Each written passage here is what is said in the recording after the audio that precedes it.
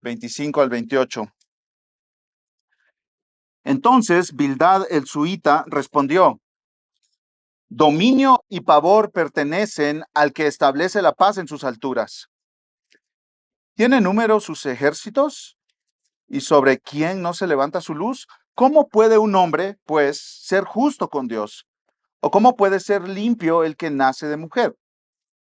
Si aún la luna no tiene brillo y las estrellas no son puras a sus ojos, cuánto menos el hombre, esa larva, el hijo del hombre, ese gusano. Entonces respondió Job: ¿qué ayuda eres para el débil?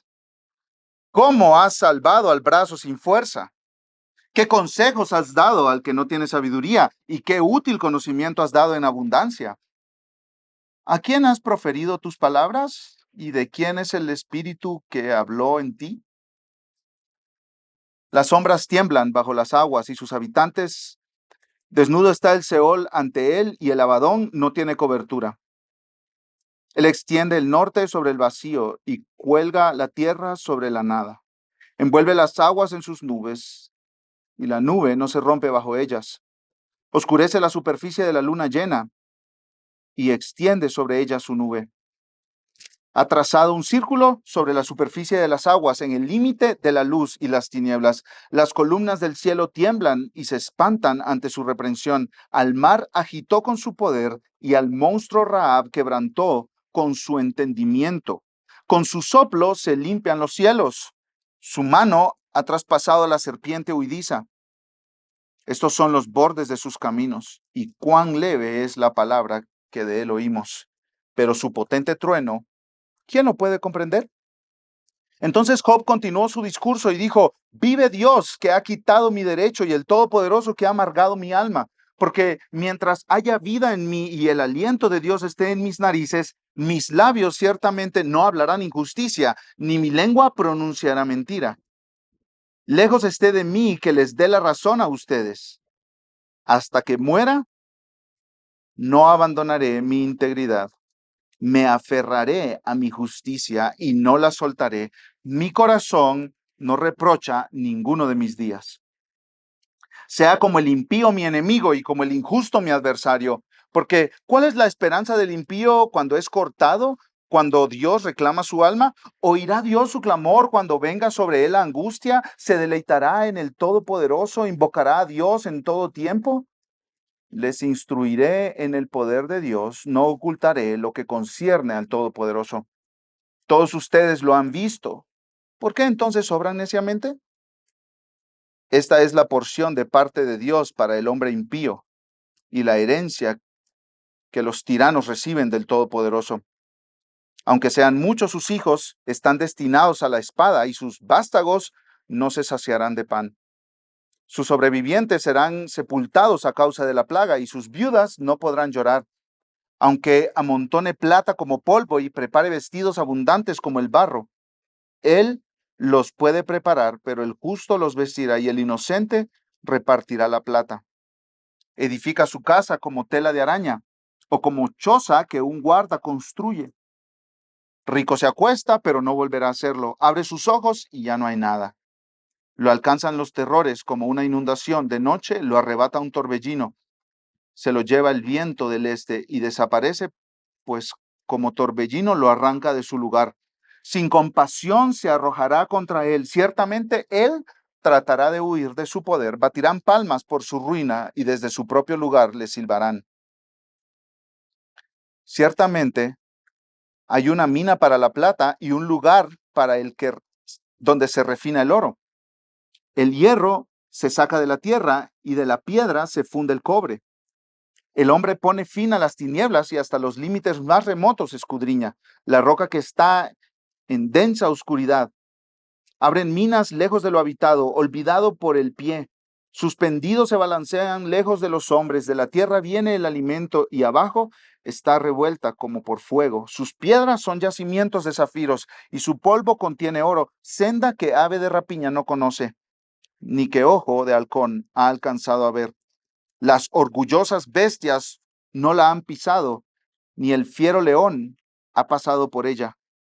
Pone el hombre su mano en el pedernal, vuelca de raíz los montes, abre canales en las rocas, y su ojo ve todo lo preciado. Detiene los arroyos para que no corran, y saca a luz lo oculto. Pero la sabiduría, ¿dónde se hallará? ¿Y dónde está el lugar de la inteligencia? No conoce el hombre su valor, ni se encuentra en la tierra de los vivientes. El abismo dice, no está en mí, y el mar dice, no está conmigo. No se puede dar oro puro por ella, ni peso de plata por su precio. No puede evaluarse con oro de Ofir, ni con ónice precioso, ni con zafiro. No la pueden igualar, ni el oro, ni el vidrio. Ni se puede cambiar por artículos de oro puro. Coral y cristal ni se mencionen. La adquisición de la sabiduría es mejor que las perlas. El topacio de Etiopía no puede igualarla, ni con oro puro se puede evaluar. ¿De dónde pues viene la sabiduría y dónde está el lugar de la inteligencia? Está escondida de los ojos de todos los vivientes y oculta a todas las aves del cielo. El Abadón y la muerte dicen, con nuestros oídos hemos oído su fama. Dios entiende el camino de ella y conoce su lugar, porque Él contempla los confines de la tierra y ve todo bajo los cielos.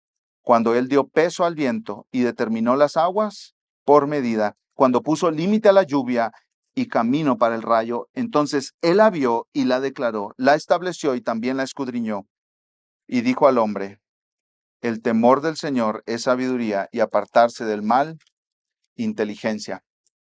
Quiero comenzar, mis hermanos, contándoles de Elizabeth Elliot. Ella quedó viuda en Ecuador porque un grupo de indígenas llamados los Guarani mataron a su esposo, Jim Elliot, que estaba tratando de compartirles el evangelio. Mataron a Jim Elliot y a 4 otros misioneros. Ella quedó viuda con una bebé de meses llamada Valerie. Y ella narra todo lo que sucedió en un libro que se llama Portales de Esplendor. Al final del libro, ella escribió estas palabras. Escucha con atención. Dios es bueno. Si Él es Dios, Él es digno de mi adoración y mi servicio. No encontraré descanso en ningún otro lugar que no sea en su voluntad. Y esa voluntad es infinita, inmensurable y va indescriptiblemente más allá de mis ideas más grandiosas de lo que Él pudiera estar haciendo. Préstale atención a esa última frase. La voluntad de Dios va indescriptiblemente más allá de mis ideas más grandiosas de lo que Él pudiera estar haciendo. ¿Qué está diciendo Elizabeth Elliot? No puedo explicar muchas cosas de las que están pasando. La muerte de mi esposo, la muerte de estos misioneros. Estoy viuda, criando una nena de meses. Hay muchas cosas que no puedo entender, pero puedo confiar en Dios. Puedo confiar sin tener todas las explicaciones. Y esas palabras de ella nos recuerdan las palabras de Job que acabamos de leer. Las palabras de Elizabeth Elliot no llegaron en un momento de gran prosperidad, de alegría por buena salud, de una familia de revista.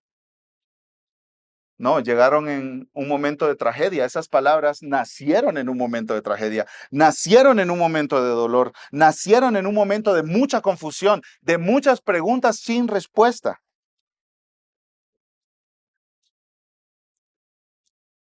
Y estas palabras nos dirigen a las palabras de Job que acabamos de leer en esta parte del libro de Job, en medio de toda la confusión que Job tiene por la tragedia que ha vivido. Él sigue yendo a Dios porque sigue confiando en Dios, aunque no tenga todas las respuestas. Job proclama que Dios es sabio, que Dios sabe lo que hace y que lo apropiado es, aunque no entendamos lo que está pasando en nuestras vidas, rendirnos a Él, confiar en Él. Porque, como dijo un teólogo, el primer punto de teología, de doctrina que todos debemos aprender es: Dios es Dios yo no, y eso está bien. Y como Dios es Dios y yo no, Él es digno de toda mi confianza. Cuando leemos el libro de Job, nos encontramos a un hombre que servía a Dios de verdad, sin hipocresía, sin falsedades. Era un hombre íntegro. Todos reconocían que era íntegro. Dios decía que él era íntegro. La esposa decía que él era íntegro. Sus amigos decían que él era íntegro. Él mismo defendía su integridad. Este hombre caminaba fielmente con Dios, no era un mentiroso, no daba una apariencia de ser una persona que estaba caminando con Dios cuando en realidad no estaba caminando con Dios. No, Dios consideraba a Job su siervo. Incluso dijo Dios a Satanás, ¿no has considerado a mi siervo Job que no hay hombre como él en la tierra? Es un hombre recto, temeroso de Dios y apartado del mal. Esa es la evaluación que Dios hizo de este hombre. Este hombre tenía 10 hijos y se dedicaba a ellos. No era un padre irresponsable, era un padre que quería que sus hijos estuvieran bien con Dios. Hacía sacrificios en nombre de sus hijos por si acaso alguno de ellos había pecado y no se había arrepentido de sus pecados. Entonces él les decía, hijos, vengan, pongámonos a cuentas con Dios. Era un hombre legítimo, era el más rico de su región, muy adinerado, tenía muchos animales, muchos siervos, estaba viviendo bien, le iba bien, su familia hacía tremendas fiestas, su familia se caía bien, se amaban, se cuidaban. Y en un día, Job perdió absolutamente todas sus propiedades, todas sus posesiones y también a sus 10 hijos. Entonces pasó de ser un hombre muy adinerado, exitoso en todas las métricas de éxito que podemos enumerar, de ser un líder de su comunidad a estar sin nada, haber sepultado a sus 10 hijos y estar sentado en el basurero municipal rascándose con un tiesto. Y días después, un tiempo después, perdió su salud también, con fiebres, llagas que le supuraban, gusanos en su piel, un hombre totalmente arruinado. ¿Por qué? ¿Qué pasó con Job? Porque Dios le dio permiso a Satanás para que trajera sufrimiento a su vida. Porque Satanás dijo, claro, Job, por supuesto Dios, Job te sirve porque tú lo tratas bien. Si tú le quitas todo lo que tiene, él te va a maldecir. Y Dios le dio permiso a Satanás para que le quitara todo. Y acabamos de leer hasta el capítulo 28 y termina el capítulo 28 y Job todavía no ha dicho ninguna maldición contra Dios.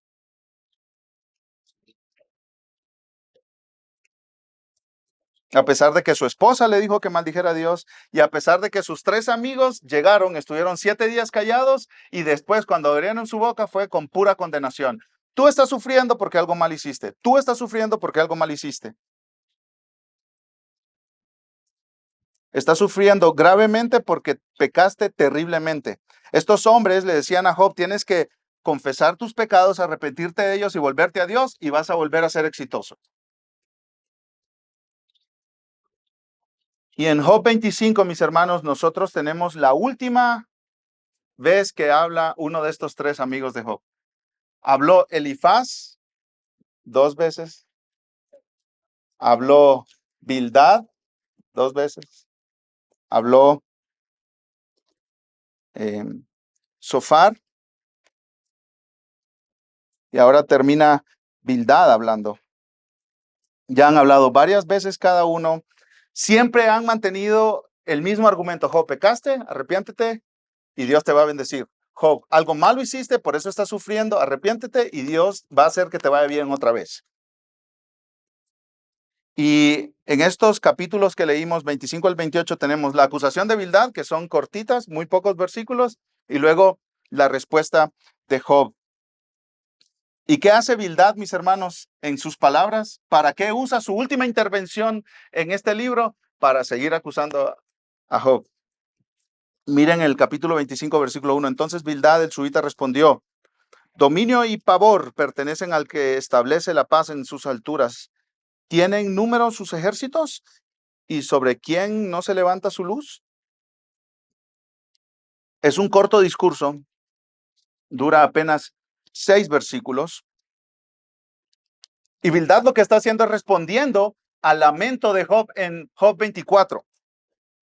En Job 24, Job se lamenta, se queja. Dice Job, hay muchos casos que parecen injusticia. Hay gente que lleva una buena vida que sufre, hay gente que lleva una mala vida que no sufre.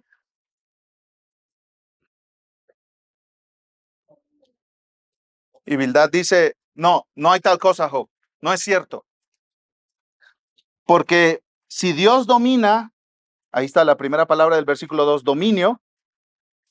Si Dios domina todo en los cielos, también domina todo en la tierra y es imposible que Él deje pasar una mínima injusticia. Si hay una injusticia, si hay un pecado, lo castiga de inmediato. Y el versículo como más importante de este pequeño discurso de Bildad es el versículo 4. Miren conmigo lo que dice. Bildad hace 2 preguntas que tienen su respuesta incluida. ¿Cómo puede un hombre, pues, ser justo con Dios? ¿Puede un hombre ser justo con Dios? ¿Cuál es la respuesta, mis hermanos? La respuesta de Bildad es no. Un hombre no puede ser justo con Dios. Segunda pregunta. ¿O cómo puede ser limpio el que nace de mujer? ¿Puede ser limpio el que nace de mujer? No, no puede ser limpio. Y miren cómo cierra con broche de oro las palabras de Bildad y sus amigos. Miren el versículo 5 y 6. Si aún la luna no tiene brillo y las estrellas no son puras a sus ojos, ¿cuánto menos el hombre, esa larva, y el hijo del hombre, ese gusano? En otras palabras, Job, ¿a quién crees que estás engañando? No hay ningún ser humano justo o limpio. Tú estás defendiéndote y defendiéndote y defendiéndote y nosotros te decimos, pues algún fraude hiciste. Tus hijos pecaron, por eso se murieron. Algún acto de corrupción explica toda la riqueza que tenías. Por eso Dios te castigó y te la quitó repentinamente.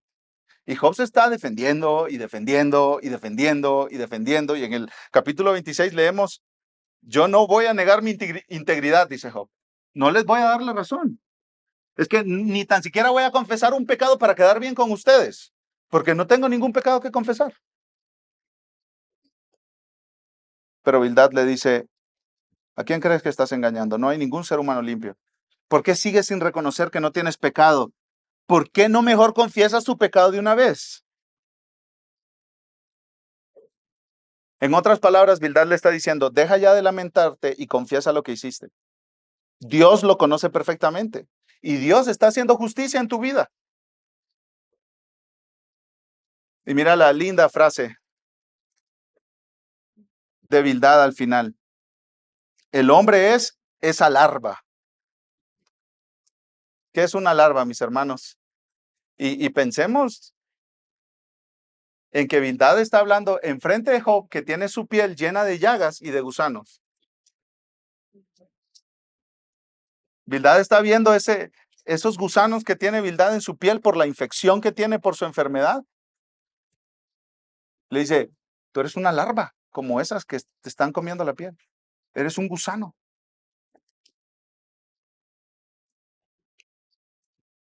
Esa es la última frase que escuchamos de los amigos de Job.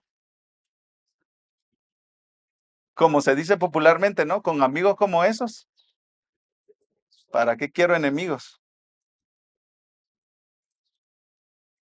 Va a hablar otra persona después. Se llama Eliú. Pero anda en las mismas andadas que estos 3. Pero Elifaz, Sofar y Bildad ya no hablan más. Terminan diciéndole a Job, tú eres una larva, un gusano.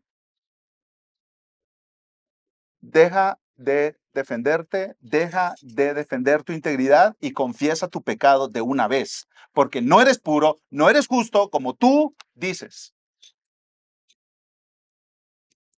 Hermanos, aquí tenemos que hacer una pausa antes de ir al capítulo 26 y considerar lo que Dios tiene para nosotros en capítulo 26, 27 y 28, porque hemos escuchado de Elifaz, Azofar y a Bildad, los tres amigos de Job, varias veces. Son 9 capítulos dedicados a las palabras de estos tres hombres. Y todos esos 9 capítulos se resumen en Job. Pecaste gravemente, por eso estás sufriendo. Arrepiéntete, confiesa tu pecado y Dios te va a bendecir. Y nos preguntamos, ¿por qué usar 9 capítulos si se podía decir en un versículo eso? ¿Cierto? Bueno, yo creo que por 2 cosas. Dios quiere advertirnos y enseñarnos. Por un lado, advertirnos para que nos demos cuenta que nos parecemos más a los amigos de Job de lo que queremos reconocer. ¿Cierto? Yo soy Elifaz. Yo soy Zofar. Yo soy Bildad. Me declaro culpable de su señoría. Somos más como ellos de lo que nos gustaría reconocer, de lo que pensamos, de lo que nos imaginamos. ¿Cuántos Elifaces, Bildades y Zofares hay en la Iglesia Metropolitana de Guadalajara? Yo como pastor puedo decir, tenemos muchos de esos. Tenemos muchos de esos. Dios, a través del libro de Job, te está diciendo, hablar como Elifaz, Zofar, Bildad, es tan común que es muy probable que tú estés hablando como ellos. Ellos ya se murieron físicamente, pero siguen vivos en nosotros, en nuestra manera de hablar cuando alguien está sufriendo. Escucha esto, en nuestro deseo de sentarnos en la silla del juez y empezar a acusar a los demás. Siguen vivos. Siguen muy vivos.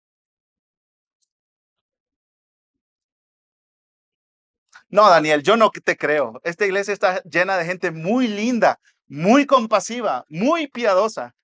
Te pongo un desafío. Busca a alguien que haya estado en el hospital recientemente o que haya padecido una situación difícil recientemente y pregúntale, ¿alguien te ha hablado como Elifaz? ¿Alguien te ha acusado? ¿Alguien te ha dicho que estás sufriendo por algo que hiciste? Y te aseguro que te va a decir que sí. Te lo aseguro.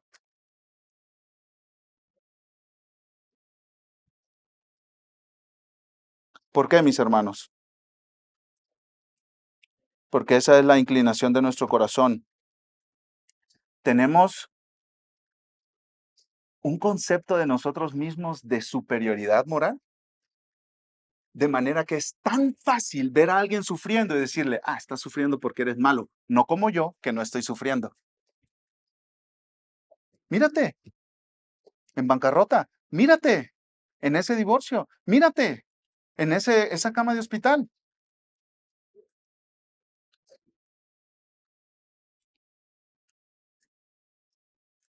Hablamos como los amigos de Job, mis hermanos. Somos rápidos para juzgar. Tenemos una idea de superioridad moral que no reconocemos, que no identificamos. Nos gusta sentarnos en la silla del juez para emitir acusaciones de quien está equivocado.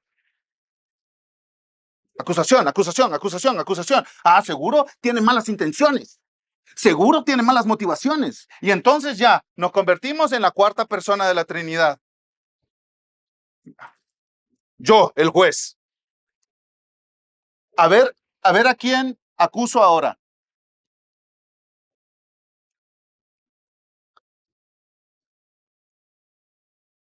Usamos nuestra lengua para culpar a otros. Tenemos pensamientos y a veces decimos, pues yo no digo nada, pero en nuestros pensamientos los menospreciamos. Dios dice, mira a los amigos de Job, detente, pausa. Por eso te puse 9 capítulos. Por eso te puse 9 capítulos donde estos hombres le dicen a Job, ¿por qué se murieron tus hijos? Porque pecaron. Decirle eso a un hombre que acaba de enterrar 10 hijos. Y tú y yo decimos, "Oh, ¿cómo le puede decir eso a Job, este Elifaz malvado?" ¿Y qué te está diciendo Dios? Si hablas tú también. Hártate de ellos para que te des cuenta lo horrible que se escuchan tus palabras a los que sufren. Hártate de los amigos de Job, que te cansen, que digas, ya no los quiero ni escuchar, pero que al mismo tiempo te mires en el espejo de la palabra de Dios y digas, Dios, yo me arrepiento porque yo he hablado como Elifaz y como Sofar y como Bildad, y que pidas perdón al Señor por hablar así. Y que le digas, Dios, enséñame, dame un corazón con gracia, dame un corazón compasivo, dame un corazón lleno de misericordia, ayúdame a cerrar la boca cuando simplemente tengo que sentarme al lado de alguien y escucharlo y llorar con él y orar por él y no decir nada más. Quítame este corazón de juicio, de acusaciones, que es rápido para sentarse en la silla del juez. Quítamelo, Señor, arráncalo de mí.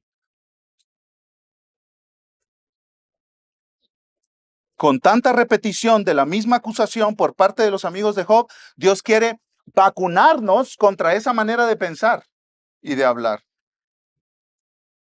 Pero no solo quiere advertirnos, sino también enseñarnos un camino diferente, y es el camino del Evangelio, mis hermanos. Amados hermanos, si todo el que sufre es porque algo malo hizo, entonces si pensamos que todo el que sufre es porque algo malo hizo, estamos negando el Evangelio. Lo voy a repetir. Si pensamos que todo el que sufre es porque algo malo hizo, estamos negando el Evangelio. ¿Por qué? Porque el santo, inocente Hijo de Dios fue colgado en una cruz para recibir el castigo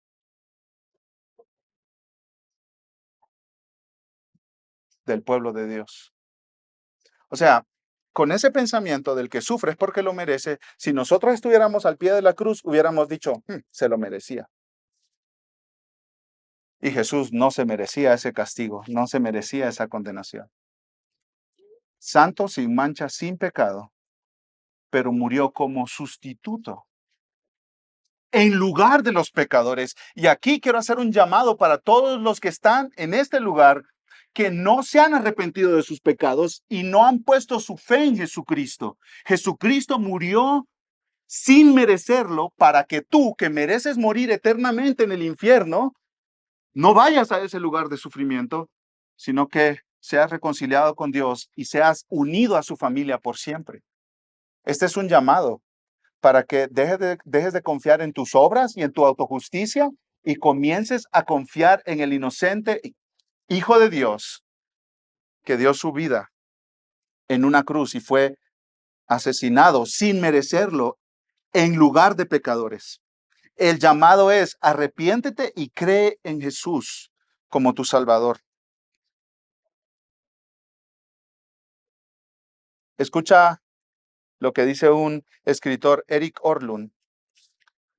Una de las señales de que hemos leído el libro de Job correctamente es que al terminar de leerlo, hablaremos con más cuidado a los demás. Tendremos una humildad más profunda. No daremos por sentado que entendemos todo lo que Dios está haciendo en medio del sufrimiento. Y tendremos mucho más cuidado a la hora de acusar a otros. Si al terminar la lectura del libro de Job nos sentimos más motivados a actuar así en nuestras relaciones, entonces el libro habrá cumplido uno de sus objetivos. ¿Cuál es uno de los objetivos del libro de Job, mis hermanos? Que no hablemos como Elifaz, que no hablemos como Bildad, que no hablemos como Sofar. Y yo como pastor creo que esta iglesia necesita escuchar eso, mis hermanos. Me preocupa las acusaciones que se hacen entre ustedes. Me preocupa que rápidamente están leyendo las motivaciones del corazón del otro cuando realmente no conocen las motivaciones del corazón del otro. Me preocupa que nos gusta sentarnos en la mesa del juez. Y eso no está bien, mis amados hermanos. Eso no es correcto. Eso no honra al Señor. Eso no demuestra unidad y amor entre nosotros. Eso no da buen testimonio a los que no conocen de Jesús. Si tú estás con una actitud de juzgar a tus hermanos y juzgar sus motivaciones, hoy es el día para que tú te arrepientas de ese pecado y le digas, Dios, me arrepiento de subirme a la silla del juez y hoy me bajo. Tú sabes, mi hermano, mi hermana, que tú puedes romper una iglesia levantando acusaciones contra tus hermanos. ¿Tú sabes eso?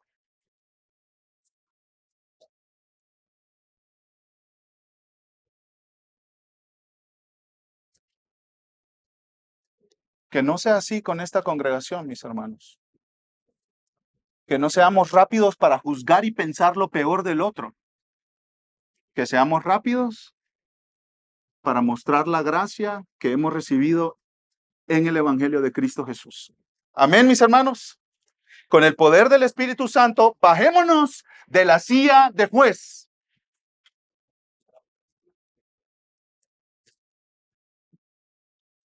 Confesemos nuestro corazón egoísta, orgulloso, de sentido de superioridad.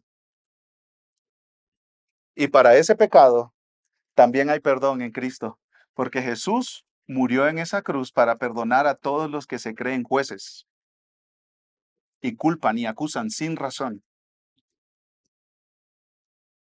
O a veces culpan y acusan con razón, pero sin gracia y sin compasión. Veamos la respuesta de Job, mis hermanos. En los próximos 3 capítulos, 26, 27 y 28, Job hace lo siguiente. Primero, rechaza las acusaciones de Bildad. O sea, no le da espacio a Bildad. ¡Pum! No voy a aceptar eso. O sea, yo no me voy a arrepentir por pecados que yo no he cometido, ni para quedar bien con ustedes. Capítulo 26, versículo 1 al 4. Luego, capítulo 26, 5 al 14, habla de la grandeza de Dios. Es como si Job dijera, no, Bildad, no tienes razón.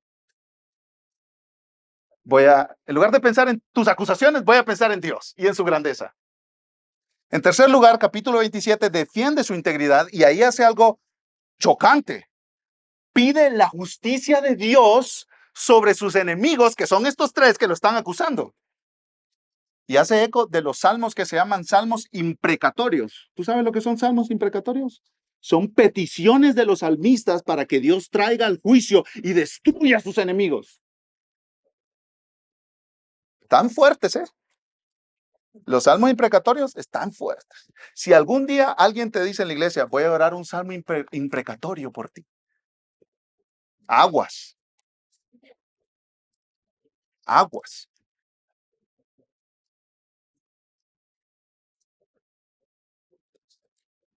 Job hace eco de los salmos imprecatorios, que son buenos salmos para orar cuando escuchas de los sicarios, de los narcotraficantes, de los políticos corruptos. Esos son salmos para orar cuando escuchas de las injusticias en este mundo.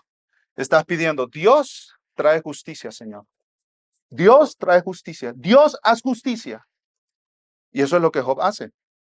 Porque si lo están acusando falsamente, Job dice, pues que todo lo que ustedes me están acusando caiga sobre sus cabezas. Y es correcto orar así, mis hermanos. Tenemos unos 14 salmos que son salmos imprecatorios. Incluso hay uno que dice, por más chocante que suene, que sus hijos sean estrellados en las piedras.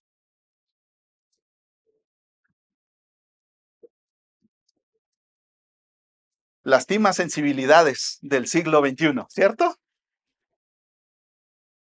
Si eres muy delicado con estos temas, esto te ofende. Y está bien que te ofenda, no pasa nada. Dios es Dios y nosotros no. Y Él inspiró esos 14 salmos donde hay peticiones de la destrucción de los enemigos de Dios. Y eso está bien, eso es correcto, Porque los que aman a Dios aman la justicia. Y los corruptos no se van a salir con la suya. En el día final no. Los violadores de niños no se van a salir con la suya. En el día final no. Si se arrepienten y vienen a Cristo, Dios los va a salvar. Los sicarios no se van a salir con la suya. Los narcotraficantes no se van a salir con la suya. Los que roban el dinero del pueblo no se van a salir con la suya. Y tú puedes tomar estos salmos y orarlos a Dios. Dios, haz justicia. Cuídate del odio en tu corazón y del resentimiento y de la amargura. Eso no. Pero pedir a Dios justicia, eso sí. Dios nos dio los salmos imprecatorios porque Él sabe que vivimos en un mundo quebrado, caído, y que van a haber muchas injusticias. Pero Él nos está diciendo que Él hará justicia. Por eso dice, no tomen venganza ustedes. Porque el enojo del hombre no obra la justicia de Dios. Déjenme la venganza a mí, dice Dios. Yo pagaré. Y tú dices, no, pues a veces me gustaría cobrármelas yo. ¿Qué es mejor, que tú te las cobres o que Dios se las cobre? Que Dios se las cobre, porque Él se las cobrará perfectamente.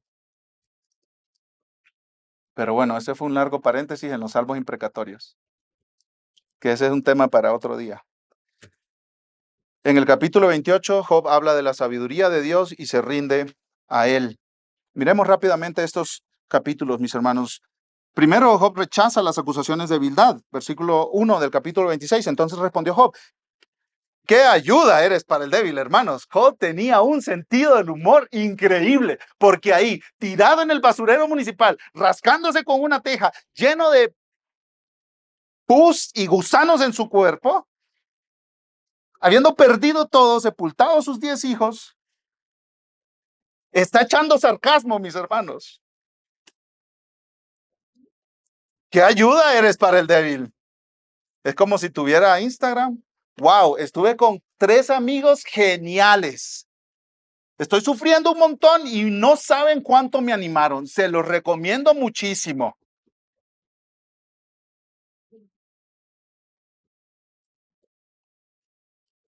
¿Cómo ha salvado al brazo sin fuerza? Oh, mira, ¿vieron al débil? ¡Ay, lo levantaron! ¡Qué geniales son ustedes, amigos! ¡Wow! ¿Qué haría yo sin ustedes? ¿Qué haría el mundo sin ustedes, muchachos? ¿Qué consejos has dado al que no tiene sabiduría? Y qué útil conocimiento has dado en abundancia. Son una bola de inútiles. Eso es lo que ustedes son. Inútiles. Eso es lo que Job está diciendo. Con sarcasmo, con ironía. Sí tiene sentido del humor este hombre.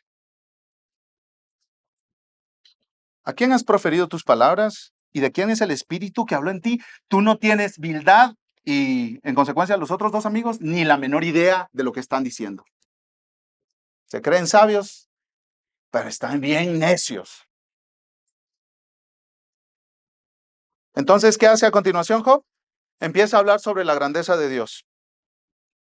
Dice un comentarista, John Hartley, Job está cansado de los consejos de sus amigos. Sus palabras se han convertido en burlas y sus exhortaciones al arrepentimiento lo tientan a buscar a Dios por razones equivocadas. Paréntesis, eso fue exactamente lo que los amigos de Job le dijeron. Arrepiéntete de tu pecado, confiésalo, empieza a portarte bien y Dios te va a bendecir. En otras palabras, lo mismo que Satanás dijo, sirve a Dios por la conveniencia, no sirvas a Dios por quien es Dios y Él merece ser servido, aunque no te dé nada, aunque te quite todo, sirve a Dios por la conveniencia. O sea, los amigos de Job estaban en la misma línea que Satanás. Ese es el evangelio de la prosperidad en su máxima expresión. Pórtate bien, Dios te va a bendecir. Ven a la iglesia, Dios te va a ayudar. Ofrenda y Dios te va a sanar. Da tu dinero y Dios va a salvar a tus hijos. Ese es el evangelio de la prosperidad. Y ese es el evangelio de Satanás y ese es el evangelio de estos 3 hombres. Pórtate bien y te va a ir bien. Y la Biblia nunca ha prometido eso, mis amados hermanos. Nunca ha prometido eso. En este mundo, dijo Cristo, tendrán aflicción. ¿Dónde está? ¿Dónde está el evangelio de la prosperidad ahí? ¿Dónde? Tú puedes obedecer a Dios fielmente, caminar con Él y terminar en la bancarrota. en la cama de un hospital, con cáncer, enfrente de una tumba con tu hijo enterrado 6 pies bajo tierra. ¿Y qué? Bueno, con lágrimas, dolido, con el corazón hecho pedazos, estamos llamados a decir, Dios, tú eres digno de ser adorado por quien tú eres, no por lo que das.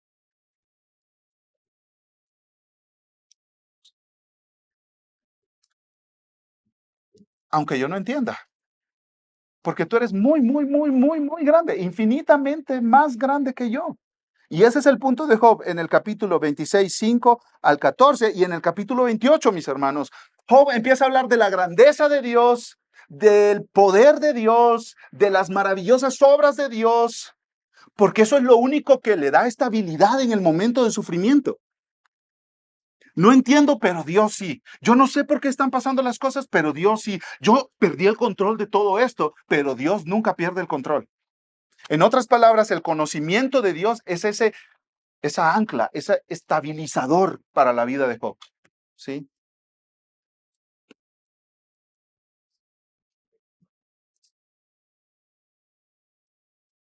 Job comienza su meditación sobre la grandeza de Dios mencionando las aguas, el Seol, el Abadón, ahí en el capítulo 26, versículos 5 y 6, y son los lugares más oscuros e inalcanzables para los seres humanos. Los lugares donde en la antigüedad se pensaban que estaban los muertos.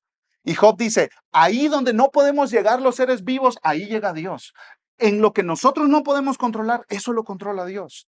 Lo que se nos escapa de nuestro entendimiento y de nuestro conocimiento, eso lo entiende Dios y eso lo conoce Dios. Dios gobierna desde lo más bajo hasta lo más alto, del oriente al occidente. Dios conoce absolutamente todas las cosas. Nosotros no, ese es el punto. El punto es contrastar. Job está contrastándose él con Dios. Y todas estas palabras de Job en el capítulo 26 y 28 nos anticipan las palabras de Dios al final del libro. Que eso va a estar increíble, mis hermanos. Prepárense porque Dios va a hablarle a Job. Y eso va a estar increíble, asombroso. Y se los anticipo. Spoiler. Dios no le da nunca razones a Job de por qué está sufriendo, pero se da a conocer a Job. Porque solo el hecho de que conozcamos más a Dios nos estabiliza en nuestro sufrimiento. Versículo 7 de Job 26, él extiende el norte sobre el vacío, él cuelga la tierra sobre la nada. Envuelve las aguas en sus nubes y la nube no se rompe bajo ella. Está hablando de todas las maravillas de Dios. Oscurece la superficie de la luna llena y extiende sobre ella su nube. Ha trazado un círculo sobre la superficie de las aguas en el límite de la luz y las tinieblas. Las columnas del cielo tiemblan y se espantan ante su reprensión, o sea, las montañas. Al mar agitó con su poder y al monstruo Rahab, que es una fuerza incontrolable para el ser humano, quebrantó con su entendimiento. Con su soplo se limpian los cielos, humano ha traspasado la serpiente huidiza. O sea, son obras que los seres humanos no podemos llevar a cabo. Son cosas que los seres humanos no entendemos, no sabemos cómo funcionan. ¿Quién sostiene el mundo en el vacío? ¿Quién le pone límites a las aguas? ¿Quién hace temblar los montes? Y nosotros aquí, pequeñitos, en medio de tanta vastedad del mundo y del universo, Dios hace todas estas cosas. ¿Y el punto cuál es, mis hermanos? Este es el punto. Ay, yo no puedo hacer un montón de cosas que Dios hace, yo no puedo entender un montón de cosas que Dios entiende, yo no puedo controlar un montón de cosas que Dios controla. Entonces, yo estoy sufriendo, ¿cierto? No entiendo mi sufrimiento, pero aún con mis preguntas y mis dudas, yo puedo confiar en ese Dios que lo controla todo. Ese es el punto, mis hermanos. Y mira el versículo 14, cómo termina Job esta sección. Estos son los bordes de sus caminos. Y cuán leve es la palabra que de él oímos, pero su potente trueno, ¿quién no puede comprender? Lo que conocemos de Dios es asombroso, pero Dios es infinito. O sea, hay millones de cosas más de Dios que nosotros no conocemos. Piensa en esto. Por la eternidad, nosotros estaremos día tras día conociendo más de Dios, y nunca lo vamos a llegar a conocer plenamente. completamente. No, nuestra mente no llega como a imaginar eso. O sea, Job dice, lo que conocemos de Dios es asombroso, pero si Dios fuera un océano infinito, apenas nos mojamos los pies en la orilla de conocerlo. Eso es lo que está diciendo Job. Es mucho más grande de lo que nosotros nos imaginamos. Es mucho más poderoso de lo que nosotros nos imaginamos. Es mucho más creativo, más santo, más justo, más bueno, más amoroso. No, ni tan siquiera llegamos a comprender un poquitito de él. Estos son los bordes de sus caminos. Apenas nos empezamos a mojar los pies en el mar infinito de la grandeza de Dios. Y si esos bordes de sus caminos ya me sostienen, imagínense conocerlo un poco más y un poco más y un poco más y un poco más. En medio del sufrimiento, conoce a Dios para estabilizar tu vida.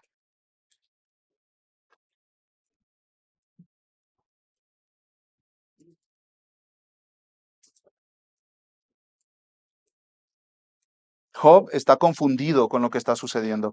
No entiende lo que hace Dios. Pero, ¿cómo puede entenderlo si Dios es infinitamente grande? ¿Cómo puede comprenderlo si Dios es infinitamente superior?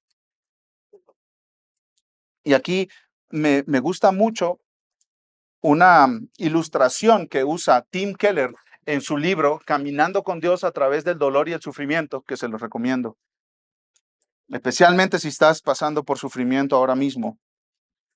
Él dice que cuando uno de sus hijos tenía como 8 años, comenzó a resistirse a las instrucciones de sus padres. Mijo, haga esto. No, ¿por qué? ¿Se han conocido a niños así? Unos cuantos. Y una vez, él le dijo a su hijo que hiciera algo. Y su hijo le dijo, esto, escucha, papá, te obedeceré, pero primero explícame por qué debo hacerlo.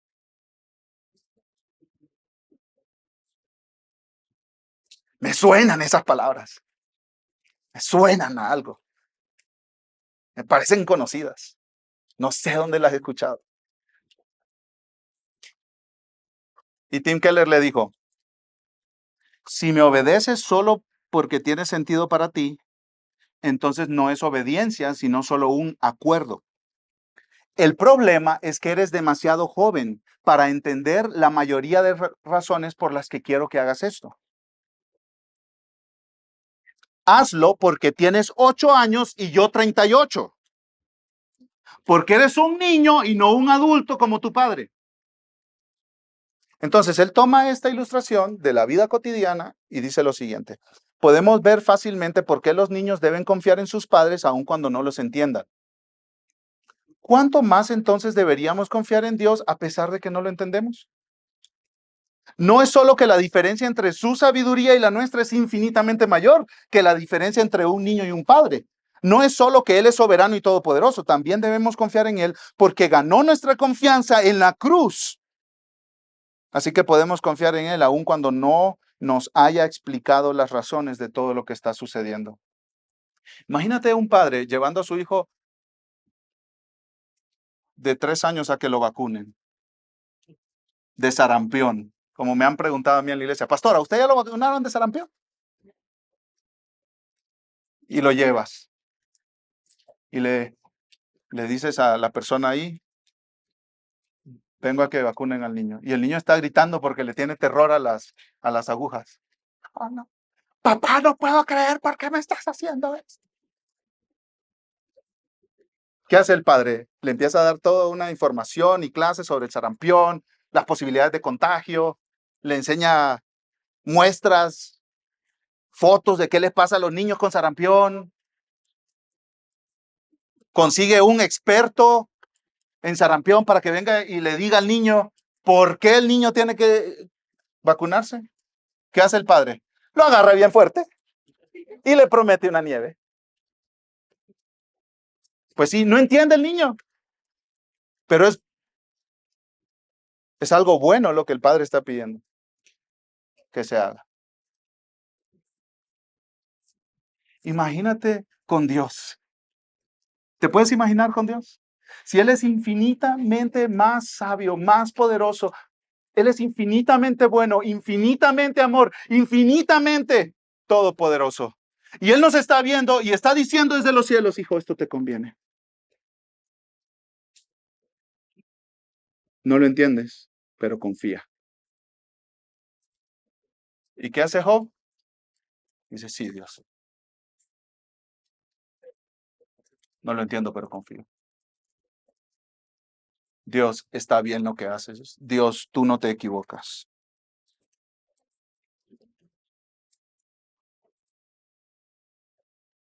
Capítulo 27, Job defiende su integridad, mis hermanos, y vamos a correr a través de estos dos capítulos, pero ya hablamos de ellos.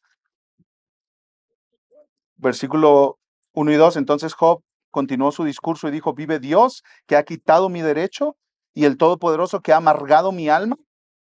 Porque mientras haya vida en mí y el aliento de Dios esté en mis narices, mis labios ciertamente no hablarán injusticia, ni mi lengua pronunciará mentira. Lejos esté de mí que les dé la razón a ustedes hasta que mueran, no abandonaré mi integridad. Me aferraré a mi justicia y no la soltaré. Mi corazón no reprocha ninguno de mis días. ¿Qué está diciendo Job? Dios me hizo esto. Y no voy a confesar pecados que no he cometido. Y como les dije hace un rato, Job empieza aquí una imprecación, una expresión fuerte que invoca el mal, el juicio o el castigo sobre alguien. Versículo 7 del capítulo 27, sea como el impío mi enemigo y como el injusto mi adversario. Ándale, aquí sí ya se puso serio Job. Que todo lo que ustedes están diciendo que me ha pasado a mí por mi pecado les caiga sobre sus cabezas. Porque ustedes, aunque son mis amigos, han hablado como si fueran mis enemigos. Y eso no está bien. Y claro, Job pide a Dios castigo para ellos, pero al final del libro Job ora por ellos y Dios los perdona por todas las barbaridades que dijeron contra Dios y contra Job.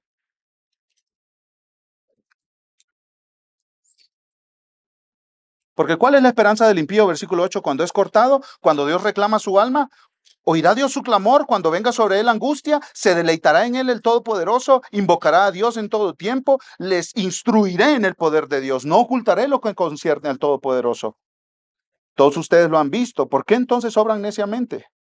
Esta es la porción de parte de Dios para el hombre impío y la herencia que los tiranos reciben del Todopoderoso. Aunque sean muchos sus hijos están destinados a la espada y sus vástagos no se saciarán de pan. Sus sobrevivientes serán sepultados a causa de la plaga y sus viudas no podrán llorar.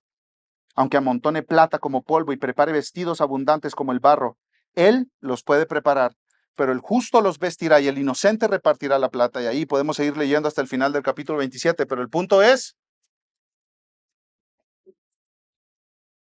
ustedes han actuado como mis enemigos y merecen que les caiga sobre sus cabezas todo lo que han dicho que a mí me ha pasado por mi pecado cuando realmente no he tenido ningún pecado.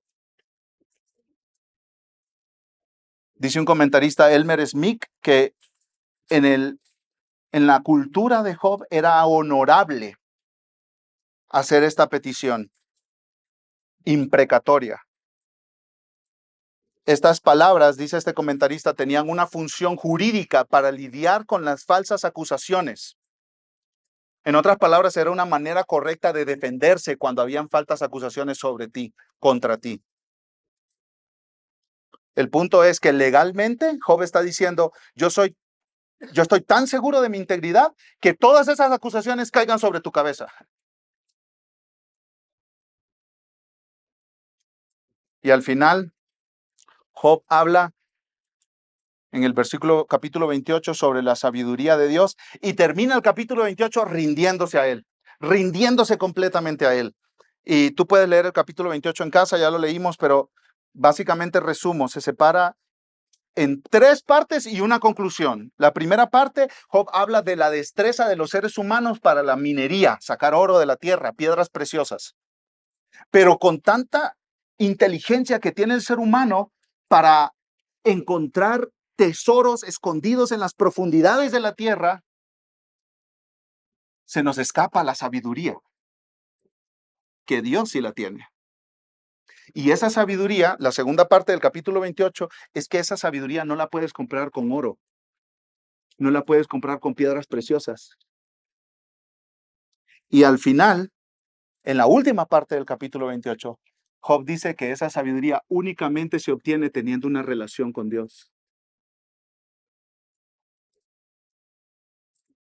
Entonces, ¿cuál es la conclusión de Job? Estoy sufriendo y no entiendo.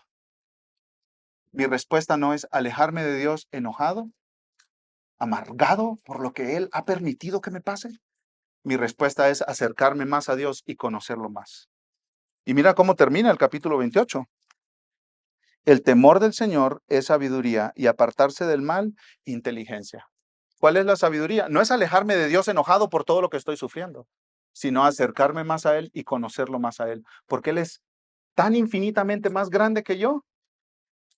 Él entiende las cosas que yo no entiendo, Él está en control de las cosas que yo no controlo, que mi respuesta apropiada es rendirme a Él, aunque no entienda. Te voy a dejar con una última frase de Tim Keller para que te la lleves, la medites, como que estés ahí, como cuando pones carne el día antes para asar, para que agarre los sabores de las especies que le pones. Así marina tu corazón en esta frase, piénsala, medítala. Tim Keller dice, muy a menudo Dios no nos da exactamente lo que pedimos. En cambio, nos da lo que hubiéramos pedido si hubiéramos sabido todo lo que Él sabe. Estás sufriendo. Tú dices, Dios, quítame este sufrimiento. Y Dios dice, no, porque yo sé algunas cosas que tú no sabes. Si tú supieras lo que yo sé, no me pedirías que te quite este dolor. La repito. Muy a menudo Dios no nos da exactamente lo que pedimos. En cambio, nos da lo que hubiéramos pedido si hubiéramos sabido todo lo que Él sabe. ¿Saben por qué? Porque Él es sabio. Nosotros muy limitados. Él es grande y todopoderoso, y bueno y amoroso. Y en todo lo que hace está obrando a favor de su pueblo. Siempre. Nunca se equivoca, nunca falla. Y cristiano, te tengo buenas noticias. Al final de la historia, todo estará bien. No maldigas a Dios. No te alejes de Dios. No rechaces de Dios. Él sabe lo que está haciendo. Al final, ganamos. Todo estará bien. Vamos ahora. Amado Dios, gracias por tu palabra. Qué pequeños somos y qué infinitamente grande eres tú. Nuestra respuesta, nos rendimos a ti. En el nombre poderoso de Cristo Jesús. Amén.